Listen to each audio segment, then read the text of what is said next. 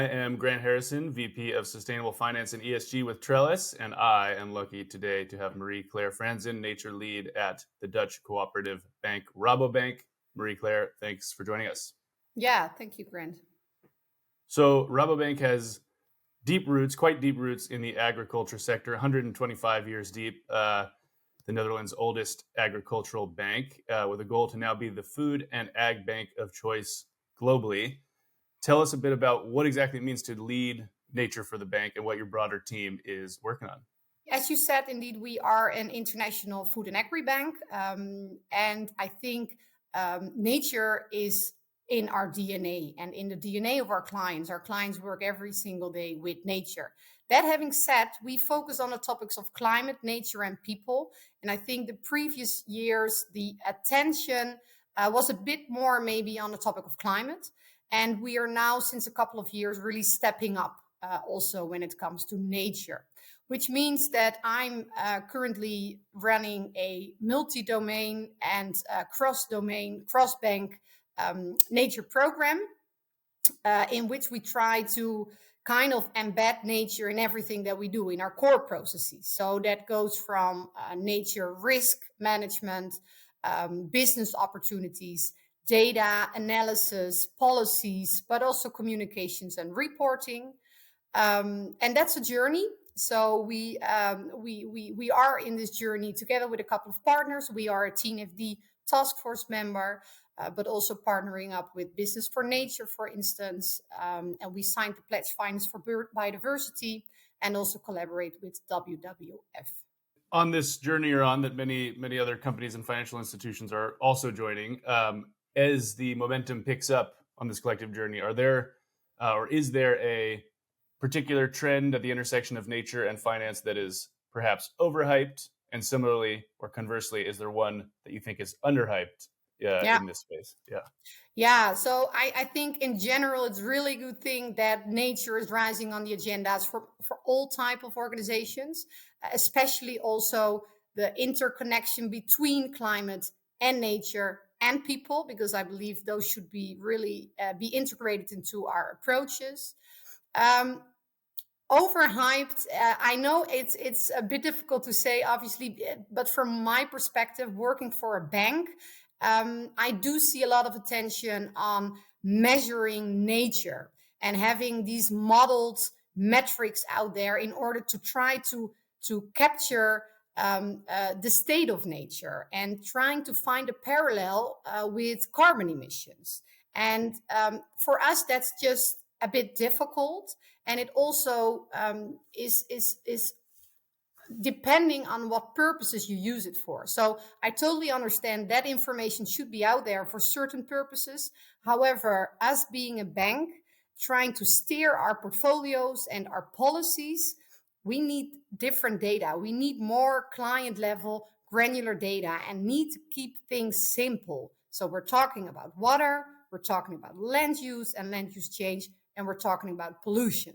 So that's for me a bit the overhype, I would say.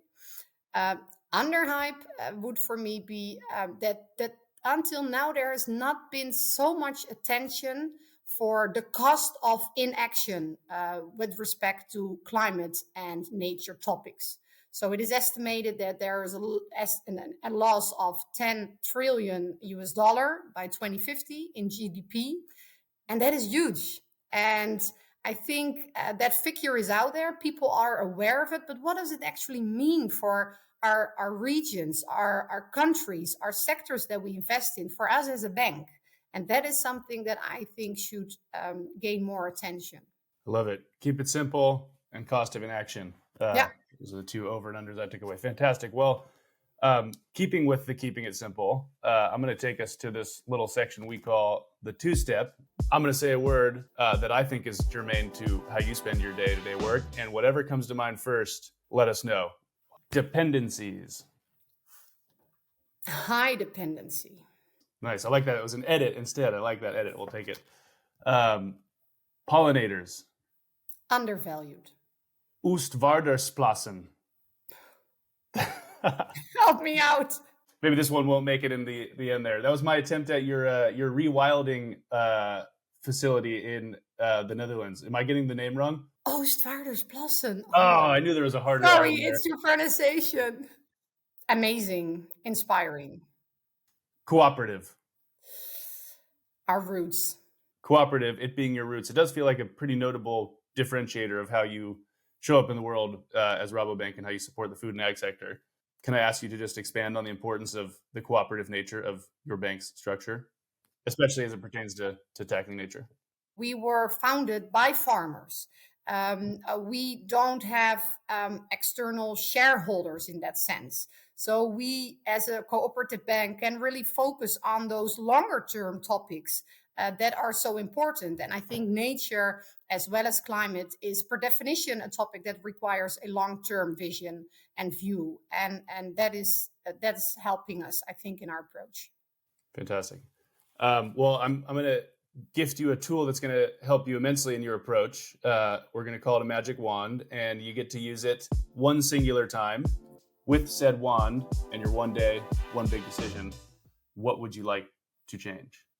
I am thinking about clear governance policies translating from the global framework that we have currently on biodiversity into really clear guidance per sector, per country that we know that we have to steer towards. That's so I think the footprint will get there, but how do we meaningfully steer our clients towards the nature transition that we have to make? That is for us a big question mark. I would like to now take us into the brag. This section specifically, I will emphasize, is not a humble brag. You are, after all, Australia's most recommended agribusiness bank, I did see. So priming the pump there for your brag section. Tell us about what you're most proud of the work that your nature team is working on, perhaps what you are bringing to Cali in Colombia next week, the work you're excited to share with the nature and biodiversity finance and business community. Let us know. The effort that we put into value chain cooperations, because I think that is key in order to solve the challenges that we have, especially when it comes to nature. It's all very location specific. And I can name a couple of them. So we're working with McCain and its farmers on regenerative agriculture.